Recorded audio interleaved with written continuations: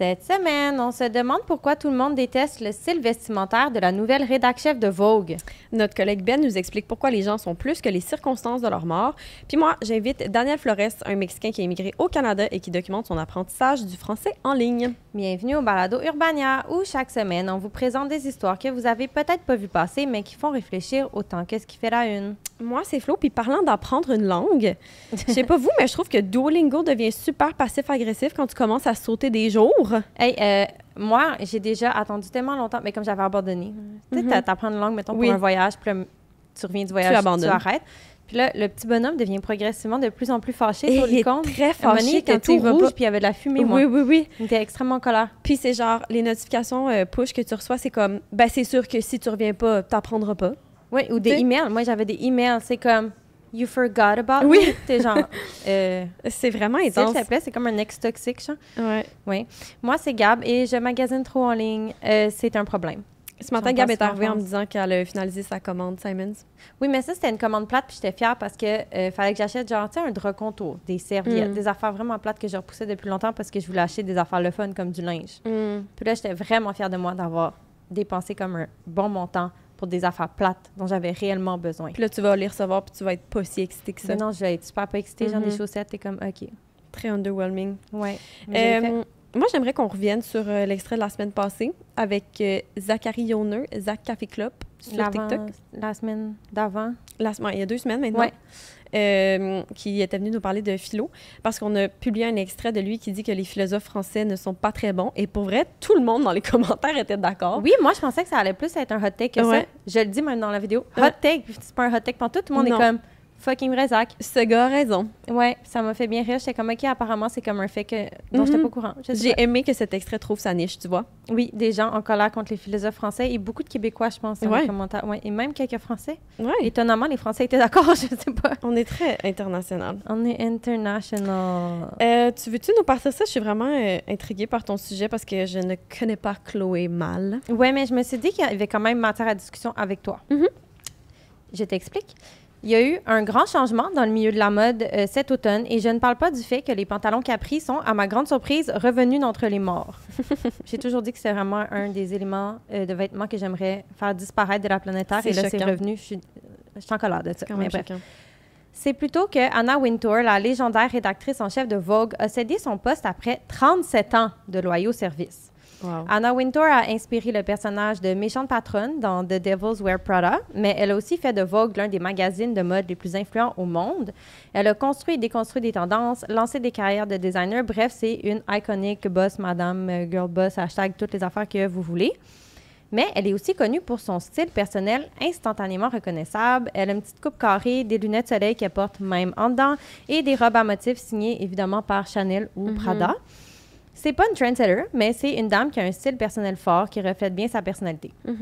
Là où je veux en venir avec ça, c'est que la personne qui remplace Anna Wintour, c'est Chloé Mal, une femme très compétente, mais qui s'habille comme une mère de Rosemont qui va reconduire ses enfants à l'école alternative. À la New York Fashion Week, elle a scandalisé TikTok en portant des sandales que je ne pourrais qualifier que de moches. Et ses longues jupes de madame donnent l'impression qu'elle s'en va remplir son pot de savon à vaisselle en vrac au lieu de diriger le plus grand magazine de mode du monde. Qui sait? Peut-être que Chloé Mal est la Catherine Dorion du milieu de la mode et qu'elle milite avec ses vêtements contre le code vestimentaire rigide du milieu. J'aimerais ça, mais je pense pas que c'est ça. Il y a énormément d'opinions sur TikTok et que les gens étaient en colère. Premièrement, il y a des personnes qui accusent les critiques d'être sexistes en disant qu'on n'aurait jamais reproché ça à un homme. C'est vrai. Les gars peuvent mettre genre une paire de jeans et un t-shirt noir. Tout le monde est comme « wow ». C'est un designer. Oui, design. Il y a des belles lunettes. Ouais. Il y a d'autres TikTok que j'ai vus qui disent que nous, le public, on comprend pas les codes de la high fashion, qu'elle est un style intemporel, que le style des influenceurs TikTok et de la high fashion, c'est pas la même chose. Il y en a qui disent qu'il faut lui laisser du temps, elle vient d'avoir son nouveau poste. En même temps, ça fait 20 ans qu'elle travaille à Vogue environ, cette femme. Donc... OK. Ah ouais. OK. 20 ans. Faut lui laisser du temps, je sais pas. 20 ans, legit. Non, elle a comme 40. OK. Environ. Mais la vraie question ici, je pense que c'est ça qui va t'intéresser, c'est est-ce qu'on doit être une icône de style pour diriger un magazine de mode? De mode. Un magazine de mode. Selon Internet, oui. Mais dans une job très publique comme celle de Chloé Mal, moi, je pense qu'il faut avoir le look de l'emploi ou au moins faire un petit effort. Tu vois, moi, j'aime beaucoup les gens qui s'habillent mal, en général. Ah oui? Ben, je trouve que quand tu es vraiment passionné par ce que tu fais, puis que ta tête est à 100% dans genre ta passion, t'as comme pas besoin d'avoir la tête de l'emploi. Comme on dirait, mettons, Chantal Hébert. Je la trouve pertinente, intelligente, tellement comme excellente dans ce qu'elle fait. Puis cette fille-là s'habille pas très bien, franchement. Puis elle s'en fout de son style. Non, mais elle est habillée nerd. Elle a pas nécessairement genre un vieux t-shirt de band. Là. Elle a quand même genre un petit complet veston. Ben Est-ce que c'est le meilleur complet veston? Non, mais elle le porte. Ouais, ça lui donne un petit look sérieux, mais tu vois qu'elle va pas sur les plateaux puis qu'elle est pas dans les médias parce qu'elle veut faire de sa personne... Elle veut pas devenir une personnalité publique. T'sais, elle est là parce qu'elle est super compétente puis elle est brillante puis elle fait bien sa job. Puis on dirait que, pour moi, le fait qu'elle des gens qui ne s'habillent pas particulièrement bien, on dirait que je trouve que ça leur enlève une couche de... Je suis sûre qu'ils sont moins préoccupés par ça et donc ils ont plus d'espace pour se concentrer sur ce qu'ils font. Okay, c'est ma théorie. Bon, deux choses là-dedans. Premièrement, Chloé Mal, je disais qu'elle était très compétente. Là, c'est ça, ça fait 20 ans qu'elle est chez Vogue. Elle est vraiment bonne en web aussi. Elle co-anime le podcast de Vogue. Elle a fait doubler les chiffres, le trafic sur le site web depuis c'est ça, c'est un brain, 2023. Apparemment, elle est extrêmement cultivée. C'est aussi une Nepo baby, mais c'est moins important à mes yeux. C'est qui ses parents? Ben, son père, c'est le réalisateur français Louis Malle et sa mère est actrice. Donc, c'est pas tant Nepo baby, là, c'est plus... ses parents sont dans le milieu, mais ils sont pas journalistes. Là. Bref, elle est très compétente. Mais deuxièmement, pourquoi on valorise plus les gens qui s'habillent mal? On pense qu'ils sont plus intellectuels, genre? Est-ce que parce que je fais un effort pour, mettons, bien m'habiller, on va penser que je suis plus cocoon? Peut-être, mais je comprends pas pourquoi. S'habiller mal, nécessairement, ça veut pas dire être plus compétent. Ben, je pense pas que c'est s'habiller mal, mais je pense que c'est juste de pas se préoccuper de ça plus qu'ils font. Oui, mais c'est ça. Mais pourquoi on valorise ça dans les milieux intellectuels?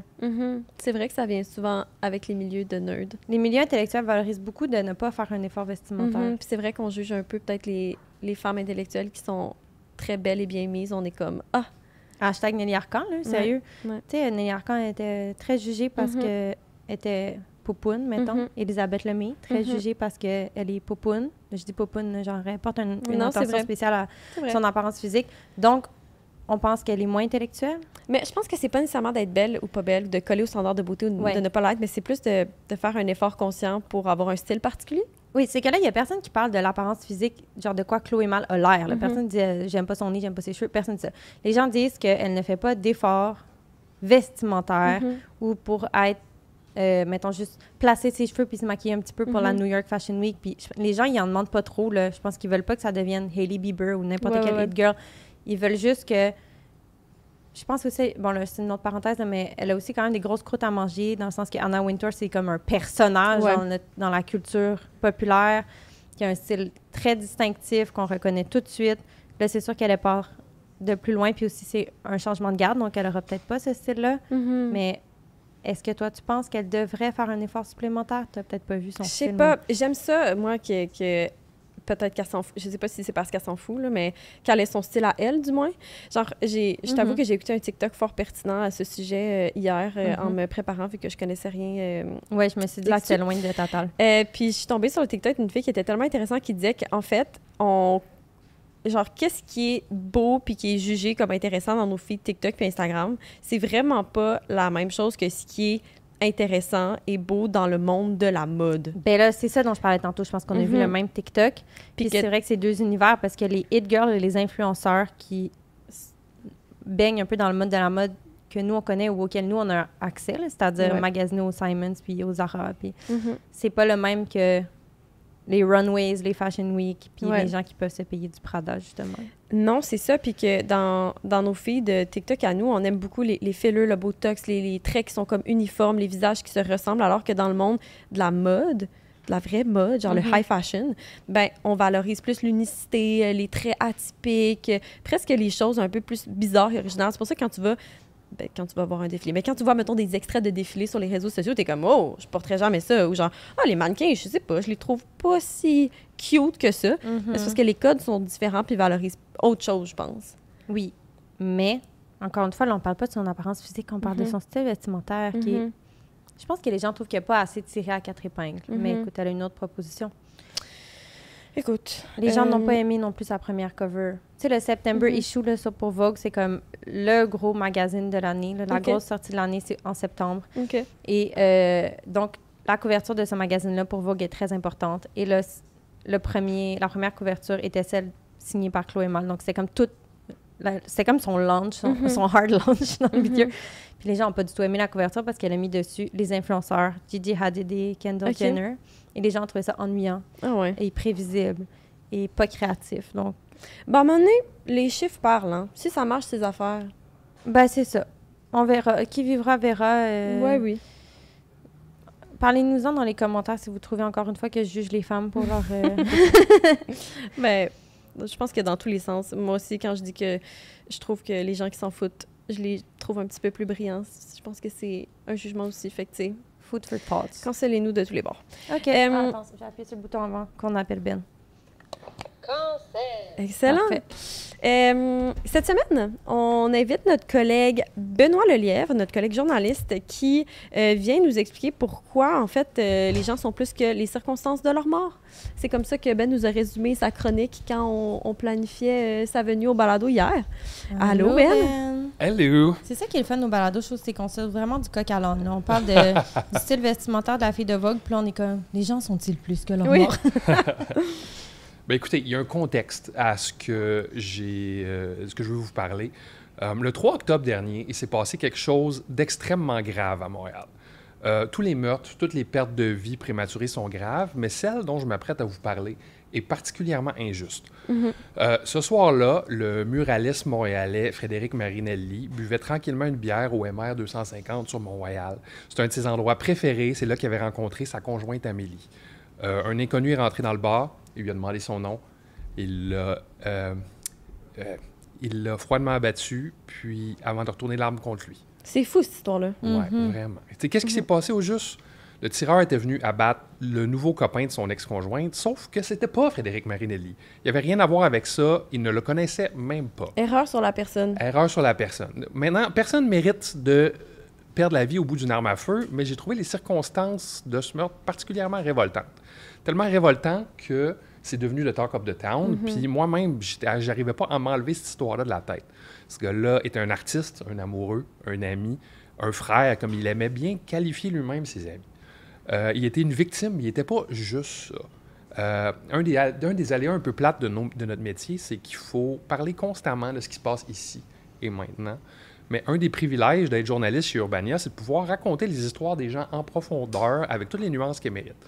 Dans le cas de Frédéric Marinelli, c'était quelqu'un qui faisait malheureusement les manchettes pour les mauvaises raisons, mais raison de plus pour s'y intéresser, raison de plus pour pas raconter la même chose que tout le monde à son sujet. Parce qu'on apprend à connaître une victime au-delà des circonstances de sa mort, ben, on saisit mieux l'ampleur du drame. On ressent le vide qu'il laisse derrière elle. Peut-être pas au même niveau que les proches, mais ça aide à faire sortir les manchettes du journal, si vous me permettez l'expression. Ça aide à comprendre ce qui s'est passé. C'était pas juste un grand titre, un article ou quelque chose à jaser autour d'une bière avec vos amis. Frédéric Marinelli, il s'est retrouvé à la mauvaise place au mauvais moment, mais ça aurait pu être votre meilleur ami, votre amoureux ou amoureuse, ou même vous. Puis on mérite tous que les gens se rappellent de nous pour les bonnes raisons. Je le connaissais pas, Frédéric, mais j'ai parlé de lui cette semaine dans Urbania. En fait, j'ai laissé ses proches me raconter qui il était. C'est important parce qu'un fait divers, c'est pas juste un fait divers, c'est une histoire qu'on raconte pas aussi. C'est vrai. Ouais. Ça, c'est tellement vrai. Puis il y en a tellement des histoires qui sont pas racontées, dans le sens, ton article n'aurait pu ne jamais sortir et ses proches seraient un peu restés dans, je sais pas, un peu la peine d'avoir perdu quelqu'un puis que tout le monde s'en fout de c'était qui vraiment cette personne-là. Ben absolument, tu sais, puis j'en parle un peu dans mon article. 2 de ses amis étaient au bar quelques jours après, puis ils entendaient des gens en parler comme si c'était juste un autre sujet de conversation. Puis, tu sais, je voulais un peu qu'ils se réapproprient le souvenir de leur ami, puis que les gens qui avaient de la peine, et il y en avait vraiment beaucoup, soient capables de dire, tu sais, voilà, c'est lui c'est ça qui était, c'est ça qu'on a perdu, c'est cette personne-là qu'on a perdu. Je pense que ça pourrait être une niche intéressante pour toi. Tu fais genre l'histoire qui n'est pas racontée dans tous les faits divers. Absolument, absolument, tu sais. Puis là, je parle du meurtre d'un homme, mais tu sais, dans tous les féminicides, par exemple, qu'il y a au Québec, ben, tu sais, on se concentre souvent sur le tueur, la victime. Ouais. Tu sais, il y a drame sous-jacent qui n'est pas raconté. Il y a des gens qui tombent dans le vide aussi. Puis ça, je trouve ça vraiment tragique.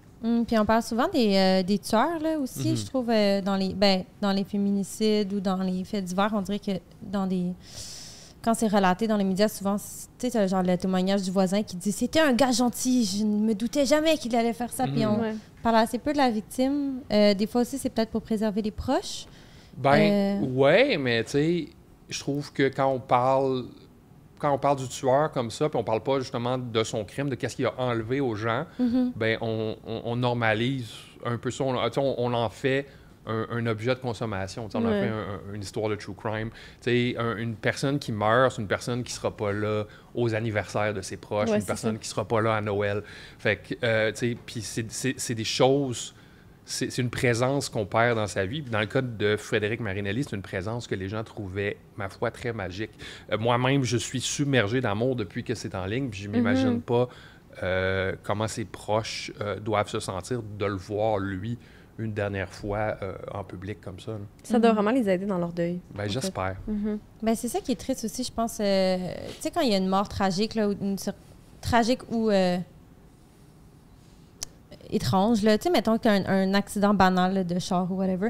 Puis après ça, les gens, ils se rappellent de toi, autour de toi, ou comme tes anciens collègues, c'est comme « Ah, c'est le gars qui était mort à cause de l'accident d'autobus sur la 20, tu te rappelles? C'est plate, c'est vrai que c'est dommage que c'est ça dont on se rappelle au lieu de « Ah ben c'était un artiste ou c'était un bon collègue. » C'est ça. Puis tu sais, dans le cas de mon sujet de cette semaine, c'est quelqu'un qui vit sur les murs de Montréal. Vous êtes déjà allé chez Slice and Soda, manger de la pizza, vous avez déjà vu ses œuvres. Vous êtes déjà allé prendre une bière au Saint-Sacrement, vous avez déjà vu ses œuvres aussi. Je voulais le dire aux gens parce que c'est comme ça qu'il va vivre. C'est si vous vous rendez chez Slice and Soda la semaine prochaine ou dans 2 semaines, oh, c'était lui, Frédéric Marinelli, il est encore sur les murs. Là. Il existe encore. Là. Il vit encore. Eh bien, pour vrai... Quelle belle leçon. Oui, vraiment. Allez lire cet article-là, c'est full touchant. Merci, Ben, pour cette chronique lumineuse. Hey, cette semaine, je suis vraiment excitée par mon invité. Mon invité, c'est peut-être le meilleur élève du Québec. Il s'appelle Daniel Flores, ou Coco Street en ligne. Il est originaire du Mexique. Il a immigré au Québec, puis il a décidé d'apprendre le français en documentant en ligne sa progression depuis très exactement 561 jours aujourd'hui. On l'appelle à la barre. Daniel, tu peux te joindre à nous. Bien sur TikTok et Instagram, Daniel, il sort sa caméra puis il raconte sa journée en français. Vous l'avez peut-être déjà entendu, là. Il commence chacune de ses capsules en disant « Bonjour, aujourd'hui, c'est mon Xème jour d'apprentissage du québécois. » Tu dis pas du français, tu dis du québécois. Puis, il fait le point sur sa performance au Marathon de Québec, par exemple. Il parle de son opinion sur la poutine italienne. Il partage ses plans pour la Saint-Jean-Baptiste ou encore il nous invite à sa première fois à la cabane à sucre. Il est venu de Québec aujourd'hui avec sa blonde pour être là avec nous. Bienvenue au Balado Urbania, Daniel. Bon matin. Merci pour l'invitation. Merci d'être là. Hey, Daniel, il faut que je commence par te féliciter parce que là, hier ou avant-hier, tu annonçais sur tes réseaux que tu as reçu un courriel d'Immigration Canada que tu attendais depuis 4 ans, qui t'annonçait qu'il était dans la finalisation de ton processus d'application pour la résidence permanente. Comment tu te sens? Je me sens très content et... C'était une longue attente, donc j'étais un peu stressé, un peu frustré les derniers mois, mais finalement je l'ai, donc oui, franchement très content. Je suis un peu en choc encore, je ne l'ai réalisé pas encore ce que ça va dire pour moi, mais très très content. C'est un grand moment quand même. Oui, c'est ça. C'est cool qu'on t'accueille cette semaine-là, on dirait que je trouve que ça tombe très bien. Oui, c'était une coïncidence. Il faut que tu nous partes ça du début. Veux-tu nous expliquer un peu quand est-ce que tu as décidé d'immigrer au Québec et pourquoi? Oui, donc pour faire En bref, c'était... Bon, j'ai étudié la finance au Mexique et à Toronto, j'ai fait un collège diplôme. C'était aussi en finance. Donc, quand j'ai fini mon programme là, j'ai obtenu un emploi chez une compagnie d'assurance québécoise. Donc, je n'avais pas dans la tête de déménager à la ville de Québec. Mais juste avant d'obtenir l'emploi, j'avais une petite vacance à Montréal et à Québec. Et j'avais bien aimé les deux villes. Donc, quand j'ai obtenu l'emploi avec les coûts de logement à Toronto. C'est cher. Hein? Oui, je pensais vraiment de retourner au Mexique, mais avec l'opportunité du travail, je me suis dit, OK, peut-être que je peux apprendre le français, ça va me donner une habilité. Et c'est comme ça. Donc, c'était pour curiosité et une coïncidence aussi. C'est quoi la première impression que tu as eue du Québec? Bon, de Québec, la ville? Ben, du Québec en général, mais de la ville de Québec aussi. Bon, Bon, la première fois, je me rappelle le premier jour que j'étais ici, j'étais un jour de Canadien. Ok. J'aimais l'ambiance là. Ouais. Parce que j'étais déjà un jour de Maple Leafs à Toronto. Ok. C'est un peu différent l'ambiance. Donc, c'était ça la première impression que j'ai eue, comme que les gens étaient peut-être un peu plus chill, je sais pas. Et bon, après ça, la ville de Québec, j'ai trouvé ça vraiment bon. Je me rappelle que quand je suis arrivé à la ville, j'ai senti une très belle énergie là. Donc, je me rappelle beaucoup de l'énergie que j'ai sentie à la ville de Québec spécifiquement. Je ne savais pas à ce moment-là que je déménagerais là, mais c'est ça mon souvenir. La ville de Québec, je pense que c'est perçu comme étant une ville un petit peu plus conservatrice, avec moins de diversité culturelle. Pour toi, pourquoi est-ce que tu as choisi Québec plutôt que Montréal, toi? Bon, moi, c'est parce que j'ai vraiment voulu apprendre la langue, je veux maîtriser la langue française. Et si j'aurais choisi Montréal, je parlerais en anglais ici, parce que je suis très à l'aise en anglais.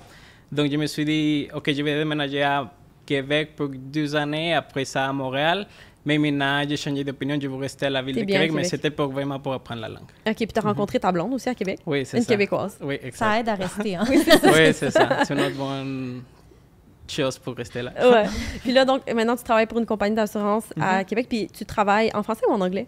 Maintenant, je travaille en français. Je restais avec l'équipe de Toronto parce que c'est comme télétravail, mais ça fait 1 an que je travaille en français. OK. Mais c'est un peu bilingue aussi, donc OK. les deux. Ça doit aider aussi, ça, à Oui, être oui, bien donc, rodé. oui, quand j'ai commencé à travailler en français, j'étais très stressé parce que j'utilisais toujours ChatGPT ou des outils comme ça pour m'exprimer dans les courriels ou les messages, mais maintenant, ça va mieux. C'est cool. Ouais. On va parler un petit peu de ton apprentissage du français, évidemment. Comment est-ce que toi, tu as appris la langue? Est-ce que tu as fait des programmes de francisation ou plus des cours privés? Donc, pour moi, j'étais chanceux, c'était des cours privés parce que ma compagnie donne des cours gratuits aux employés. OK. Et en plus, je aussi avais des cours privés dans un site web qui s'appelle italki, que c'est comme un peu comme un Uber de langue. Donc, tu payes des cours privés là.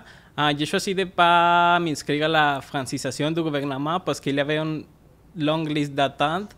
Et encore une fois, j'étais chanceux d'avoir les cours avec mon employeur. Ben oui. Donc, pour moi, c'était privé. Et en faisant aussi les vidéos sur TikTok et l'immersion naturelle à la ville de Québec. Puis, est-ce que ça t'a aidé dans ton apprentissage de documenter ta progression en ligne? Oui. Pour vrai, chaque fois que je regarde une de mes vidéos, je vois mes erreurs à l'oral. Ah, tu te réécoutes, puis là, t'es comme merde. Et j'aime pas beaucoup ça, mais aussi les gens me disent, hey, tu dois dire ça comme ça, pas comme ça. Donc oui, franchement, je pense que... Bon, et en plus, dans les cours privés, il te recommande d'enregistrer. OK. Et moi, j'ai déjà fait ces vidéos sur la finance. Donc oui, c'est très utile le fait de m'enregistrer pour mes TikTok. Puis là, au point où on en est, ça fait donc 561 jours, c'est 1 an et demi, plus qu'1 an et demi que tu apprends Oui, français? bon, avant je le faisais tous les jours, mais maintenant je trouve ça très difficile. Donc ça fait 2 ans et demi que j'ai commencé mon Ok. TikTok en français. Mais je suis au 561e jour, donc j'ai manqué beaucoup de jours, mais oui. Puis tu penses que ça prend combien de temps pour maîtriser le français? Toi, est-ce que tu as l'impression que tu maîtrises la langue en ce moment? Non, ou non, pas du tout. Non, je pense pour vrai, je dirais que peut-être 5 ans. Parce que moi, j'apprends par exemple l'anglais depuis toute ma vie. Et quand je suis arrivé à Toronto, je savais déjà parler, mais je ne l'avais pas maîtrisé. Maintenant, je pense que j'ai maîtrisé déjà l'anglais. Parce que je sais lire en anglais, je sais m'exprimer avec les natifs, les anglophones. Mais pour le français, surtout à l'écrit, c'est encore très, très difficile. Oui, c'est ça qui est le plus dur Oui, pour toi. exact. Donc, la compréhension, ça va, mais l'expression, c'est encore très difficile. Donc, moi, je dirais 5 ans, quand même. Pour 5 ans, parler, ouais. pour te communiquer, 1 an, peut-être. Mais pour Ok. vraiment la maîtriser, je dirais 5 ans. Puis tu m'as dit en pré-entrevue que toi, tu vois des similarités entre les Mexicains et les Québécois sur le plan genre culturel. Ouais. Comment est-ce qu'on se ressemble? Bon, je pense que les deux, on sont accueillants avec les gens, on sont chaleureux aussi, comme quand tu es chez quelqu'un, tu offres, je sais pas, un verre d'eau, je sais pas, une bière, n'importe quoi. Et oui, donc en général, par exemple, j'entends ça beaucoup des immigrants au Canada en général, mais surtout au Québec aussi, ils disent qu'ils vous sont fermés aux autres. Mais dans mon expérience, ce n'est pas le cas. Parce que pour vrai, je n'ai jamais eu d'un cas comme ça. Donc, oui, je pense que c'est que les gens sont accueillants et chaleureux. Justement, ben, je pense que dans les médias au Québec, en général, on a un discours plutôt négatif à l'égard des immigrants. Oui. Tu as l'impression que c'est quoi, toi, le regard des Québécois sur les immigrants? Oui, je pense, bon, personnellement, j'aime pas beaucoup comme regarder les nouvelles ou baser mon opinion sur les nouvelles. J'aime plus comme vivre de mon expérience. Donc, dans mon expérience, tout est positif. Et même s'il y a ça dans toutes les nouvelles, à tous les jours, à toutes les semaines, depuis quelques années ici au Québec, moi, je vis encore sur mon expérience. Donc, pour moi, ce n'est pas le cas. Oui, mais c'est vrai que quand tu as une conversation avec quelqu'un, il te dit, oh, mais ça va difficile pour les immigrants. Je dis comme oui, mais moi, dans le quotidien, ça va bien. Toi, ça va bien. Ouais. Tu me dis aussi que tu trouvais qu'il y a certains Québécois, ou qu'en général, on prenait un peu pour acquis les immigrants et les efforts qu'ils font pour s'intégrer. Qu'est-ce que tu aimerais qu'on comprenne mieux de la réalité des immigrants puis de ce que ça représente de comme, changer de pays comme ça? Bon, je pense que c'est simplement d'être compréhensif que tous les immigrants font des sacrifices à tous les jours pour être ici. On laisse notre famille, on laisse notre ami, on laisse toute une vie dans notre pays pour être ici, pour avoir une meilleure vie peut-être financière, mais aussi pour les prochaines générations. Ouais. Donc, c'est simplement ça, comme c'est pas seulement le Québec, mais tout le Canada s'est formé pour des immigrants. Donc, on doit être plus simplement compréhensif pour savoir que tout le monde fait des efforts dans le quotidien. C'est clair. Tu as sorti une vidéo vraiment intéressante la semaine dernière, je pense l'autre d'avant, où tu expliquais que Occupation Double, pour toi, ça a été un outil, pas juste de francisation, mais de québécisation. Oui. Comment est-ce que tu penses que OD, ça peut être un outil pour apprendre le québécois? Oui, donc pour apprendre le québécois, bon, en premier, c'est parce que tu entends les phrases qu'il utilise dans une conversation informelle. Tu apprends comment est-ce que les gens filtrent, mais aussi c'est quoi les intérêts des filles et des gars dans l'autre sexe. Donc, je pense que si tu analyses ça, tu vas savoir mieux comment agir dans toutes les situations dans le quotidien ou comment trouver un blonde ou un chum. donc oui, c'est ça, parce que je pense que c'est similaire au Mexique, la façon qu'on interagit entre les deux sexes. Mais il y a toujours des différences, donc c'est ça. As-tu un candidat ou une candidate préférée cette année? Je sais pas à quel point tu écoutes Occupation Double. Je sais pas, parce que ma blonde va être jalouse si je dis. Mais sa blonde est là, fait qu'on va se garder une petite gemme. J'aime bien... Qu'est-ce que j'aime? Bon, je pense que Cindy est mignonne, comme elle est gentille. Oui, j'adore. Oui, elle est la plus gentille. Elle est tellement drôle, en plus. Moi, je l'aime. Merci tellement d'avoir été là. Je pense que la dernière question que j'ai envie de te poser, c'est est-ce que tu dirais que tu te sens québécois, intégré? Comment? Je me sens accueilli, comme bien reçu au Québec. Okay. Mais je encore me sens comme une Mexicaine, mais pour mon TikTok aussi, je me sens que je suis proche à me considérer un Québécois, mais je reste un Mexicain. Donc, il y avait un gars qui m'avait écrit que je vais devenir un Mexi-Québécois, un truc comme ça. Donc, maintenant, je me considère que ça peut-être. Un Mexi-Québécois. J'adore ça. Oui, c'est ça. C'est vraiment... J'adore ça. Merci, Daniel, d'avoir été là. Merci pour l'invitation. C'était super cool de te recevoir. Merci. C'est le moment où on te renvoie te chicaner avec ta blonde sur le sofa parce que tu as dit que tu aimais Cindy. Est-ce que tu veux partager ton contenu enregistré? Oui, je vais faire ça. Okay. Mon contenu enregistré cette semaine, ça m'a vraiment fait rire quand j'ai vu ça parce que ça parle d'une question que je me pose vraiment trop souvent quand je vois mon frère interagir avec ses amis de gars à qui il parle à peine.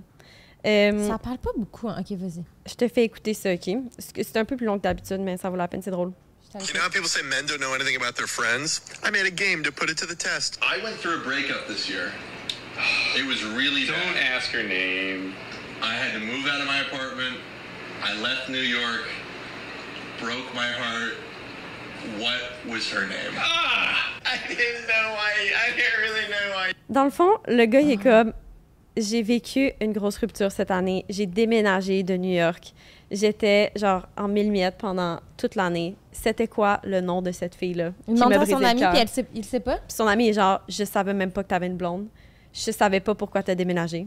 C'est un exemple extrême, là. Sérieux? Ça me fascine, mais pour vrai, je pense que c'est plus commun que ce qu'on pense, non? Oui, c'est plus commun que ce qu'on pense. Puis moi qui sors avec quelqu'un qui a plein d'amis de gars, je le vois, la différence de dynamique entre genre, moi et mes amis de filles, qu'on est comme pipi, puis on parle de nos émotions, comment ça va. Genre, moi, après 3 minutes avec une de mes amies, si je fais une marche, je suis déjà en train de parler d'un trauma d'enfance. Oui, c'est ça. Tu comprends? Genre, on est ailleurs. Les boys sont pas là, ils veulent aller à l'arcade puis have a good time des fois. Littéralement. Je vais pas genrer les choses, but I do. Sur ce, j'arrive avec mon extrait, un truc qui m'a bien fait rire. C'est un sketch d'Arnaud Soli que tu as peut-être vu passer. Ah, ça se peut. Vous savez quelle heure? C'est l'heure des lignes ouvertes. Oui, Mario. Oui, allô, Gilles? Oui. Allô? D'abord, je veux dire, j'adore votre programme. Merci beaucoup, Gilles. Oui, c'est moi qui avais gagné le concours Terrorise un cycliste et gagne une glacière. Wow, bravo, mon Gilles. C'est tellement bravo. niaiseux. Est-ce que tu avais une question pour nous un matin? Oui, c'est plus une affirmation. Ça serait pour dire que je trouve les hommes blancs, on peut plus rien dire. 100%. Ça, c'est vrai, ça. C'est ça. Bien dit. On peut plus rien. C'est tellement Ça calme. continue comme ça.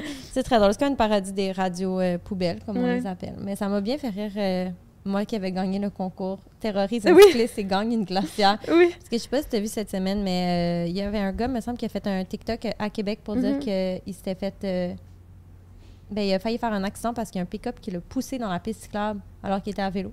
OK. Parce que, il y a environ 2 ans, il y a un animateur d'une radio de Québec qui avait Ah oui. encouragé les voitures Donner à un petit coup de volant. donner un petit coup de volant Ouais. aux cyclistes, puis apparemment, les répercussions se font encore sentir 2 ans plus tard. Je peux pas de ce petit croire. conseil.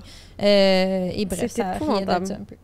Eh bien, Une glacière. Je trouve que le sujet, tout le débat, la discussion cycliste-automobiliste est très chaude ces temps-ci. Très vivante avec les Ouais. élections à Montréal aussi. Là, c'est quelque chose Ça dont on parle brasse. beaucoup avec Soraya Ferrandez, qui n'est pas contre les cyclistes, mais elle n'est pas nécessairement pour non plus. Non. Ce n'est pas clair. Cela dit, je pense que son nom de famille, c'est Martinez. Soraya Martinez Ferrada. OK. J'ai dit. C'est ça? Elle a deux noms de famille. Peu importe. Peu importe, il y aura un débat à Urbania le jour de la sortie de cet épisode, Ouais. mais je crois que c'est complet, malheureusement. Un débat avec Soraya, justement, Luc Rabouin et... Oh, j'ai oublié l'autre candidat, mais Non, c'est Craig Sauvé.